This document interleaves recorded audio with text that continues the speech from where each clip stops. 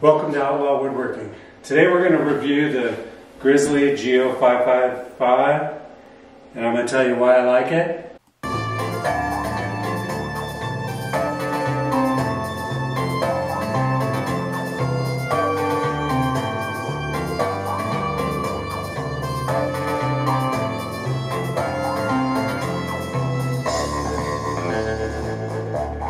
There's really not a lot of negative I can say about this. I originally wanted to buy a 17-inch. I pretty much had it picked out, and it was going to be a Grizzly also. I ended up finding this 14-inch one on Craigslist. They generally go for about $750, you know, with shipping and everything. And I picked this up for $350. And it was like, I mean, you can see it right now, it's like brand new. And I've been using it quite a while lately. Now this bandsaw, it's 110, or you could do 110 or 220, and it's 11 amp, table size 14 by 14, blade speed is 1500 to 3200, you can adjust it, blade length 92.5 to 93.5, blade width you can use 1/8 inch up to 3/4 inch. I generally stick with 1/2 inch. That's the one that I like the best. You can cut up to 13.5 inches wide, and that's basically your fence. Max cutting height 6 inches, table tilt 15 to 45 degrees, and it's 167 pounds. I really like this saw. Even though I originally wanted a bigger one, I've come to the conclusion that this is the perfect size for my shop. It's easy to move around, and it was like new. I think the guy had a really skinny blade on it, and it was super dull. And when I got it, right away I thought, man, something's wrong with this, because it's just cut these crooked joints. And turned out it was the blade was super dull, and plus the blade was a really small blade, like a 3/16 blade, and that's not very good. That's good for scroll work, but not good for cutting bigger stuff. So right away, I ordered a new blade. I ordered 2 new blades. One of the blades I haven't even used yet. And this is, the blade I haven't used yet is $140.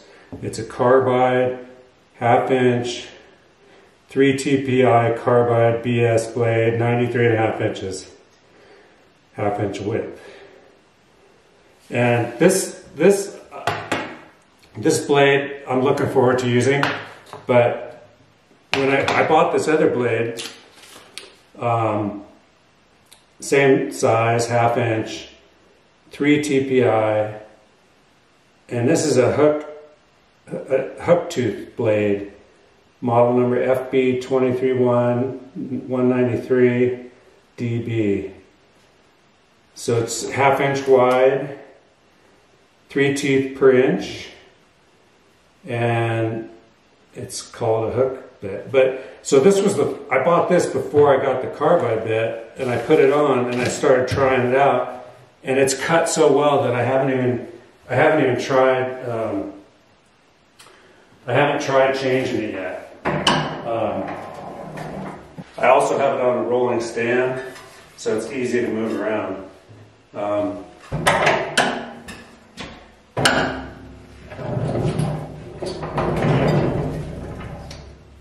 So right away I noticed the guy did not have it adjusted properly. So I went through and I loosened up all of the bearings and spread them apart, and then I put the new blade on, and then I repositioned all the bearings and made sure that this was perfectly straight up and down. The bearings are easy to adjust in and out with Allen wrench, and I keep an Allen wrench right there. The one thing I don't like about it is when you want to adjust the guide up and down, it's not that easy. And I noticed that the newer generation of this one, they have a wheel that you turn and it rolls it up and down. So when I'm doing stuff, I kind of have to It's a little bit of work. I mean, it's not a deal breaker for me, but originally my plan was to buy the 17-inch, and I live in a rural area up in the mountains, and the 17-inch bandsaw was pretty heavy and had to be shipped by a truck. So I kept an eye out on Craigslist for a long time, and I was looking for a bigger bandsaw than this, and then this came along, and I picked this up for $325, and it's brand new. The guy, I mean, he bought it, and basically, I don't know if he didn't know how to adjust it properly, but he didn't have very good luck with it, and so I was able to get it pretty cheap. But the fence on this, once I adjusted the table and the bearings and the blade and how it tracked and everything, and I got a new blade on it, it cuts flawlessly. It's really straight, and I check the squareness of it quite often, actually. If I'm using it a lot, I'll check it quite a bit. And the fence is really nice. The fence is extremely accurate. I haven't had to do too much adjusting to the fence. Once I got it adjusted once, when you lock it down, you can check the square of this, and it's right on the money. So I've been really happy with that. Now, one of the reasons I wanted to get a 17-inch one was so that I could make wider boards. So far, after buying this thing, I realized that, you know, maybe this is all I need. And it's super easy to, it's not very heavy.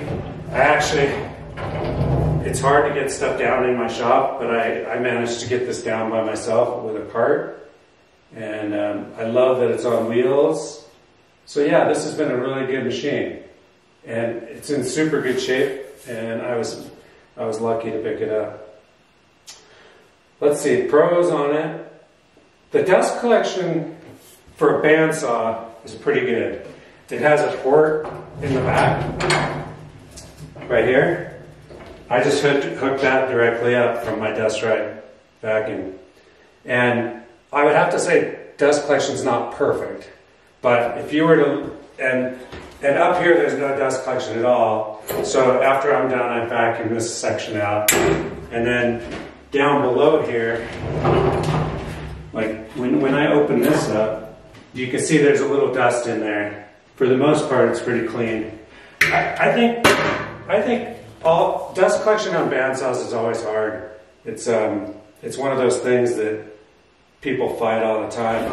I have seen people put a dust collection adapter on the bottom of your table, right under here, and I might try that in the future. But I'm really happy with this machine. Like I said, the only thing I don't like is the fact that this is kind of hard to raise up and down. But other than that, it cuts really good, and I'm super happy with it. So another Grizzly product, I'll have to give it a thumbs up. Anyway, thanks for watching Outlaw Woodworking. Until next time, later.